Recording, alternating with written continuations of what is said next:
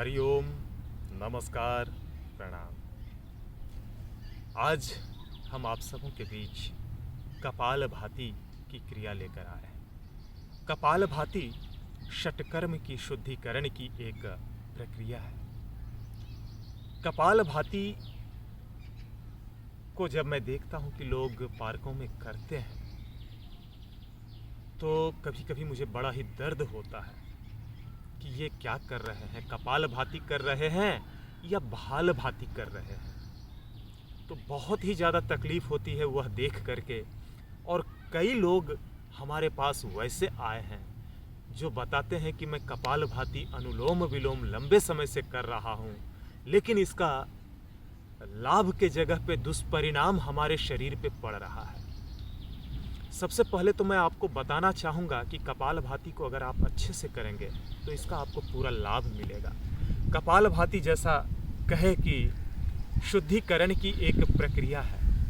हम अपने पूरे शरीर को, शरीर के आंतरिक अवयव को, शरीर के प्रत्येक अंगों को शुद्ध करने की प्रक्रिया है कपालभाति के माध्यम से।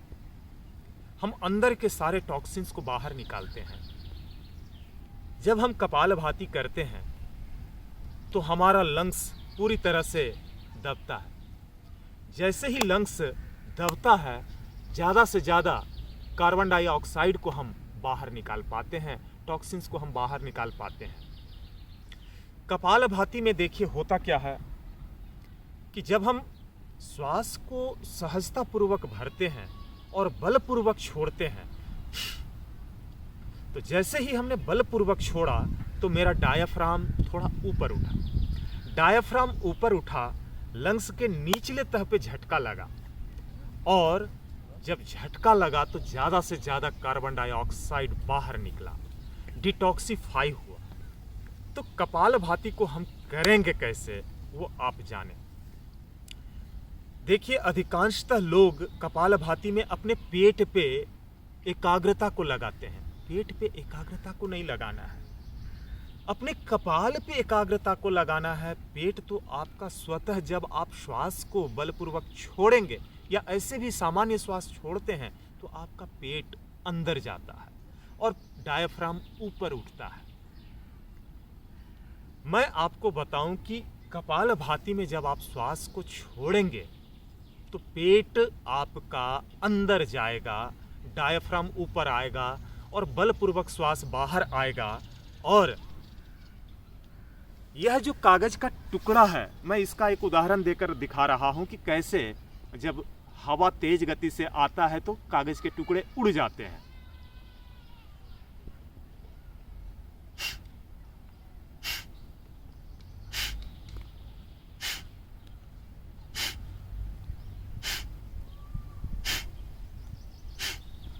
दूसरा उदाहरण है कि जब सर्दी होती है तो हम नाक की सफाई कैसे करते हैं। आवाज हमारा ये निकलना चाहिए। जब खांसी होती है तो पेट हमारा स्वाभाविक रूप से अंदर जाता है, ये भी देख लीजिए। कफ एंड कोल्ड जब हो तो नाक की सफाई यूं करें, इसी तरह की आवाज निकलनी चाहिए। और जब हम कफ खांसते हैं तो हमारा पेट अंदर जाता है। तो यह स्थिति बनेगी। आप देखिए, ध्यान के किसी भी एक स्थिति में बैठ जाएंगे, दोनों हाथ घुटनों पे, हाथों की अंगुलियां ढीली, ज्ञान मुद्रा की स्थिति, अंगुलियों में तनाव नहीं, सिर सीधा, मेरुदंड सीधा, चेहरा सामने और चेहरे पे प्रसन्नता का भाव। साथ ही आपकी कल्पना होनी चाहिए, आपकी भावनाएं होनी चाहिए कि आप अपने अंतःकरण को शुद्ध कर रहे हैं कपालभाति के माध्यम से।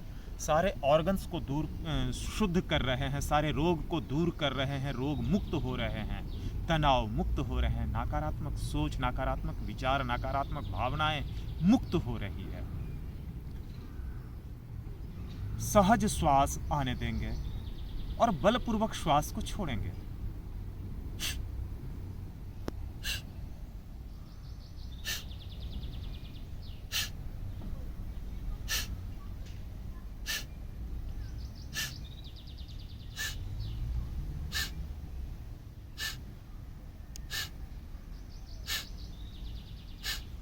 इस तरह से आप कंटिन्यूटी बनाए रखेंगे और कपालभाति करते जाएंगे। 1 मिनट में पहले 30 बार करें, फिर 40 बार बढ़ाएं, फिर 50 बार, फिर 60 बार। इस तरह से आप अपनी शारीरिक क्षमता के अनुसार प्रयोग को बढ़ाते जाएं और अच्छे से अच्छे लाभ प्राप्त करते जाएं। तो कपालभाति की प्रक्रिया यह थी। आप इस तरह से करेंगे, आपको पूरी फायदा मिलेगा। तो हम आपके अच्छे स्वास्थ्य की कल्पना करते हैं, भावना करते हैं, मंगल भावना करते हैं।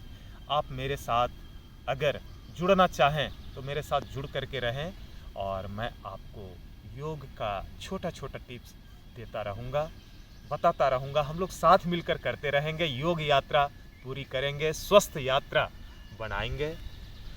कहते हैं स्वस्थ तन में स्वस्थ मन का वास होता है, और जहाँ स्वस्थ मन होता है वहीं पे हृदय पवित्र होता है और ईश्वर का वास होता है।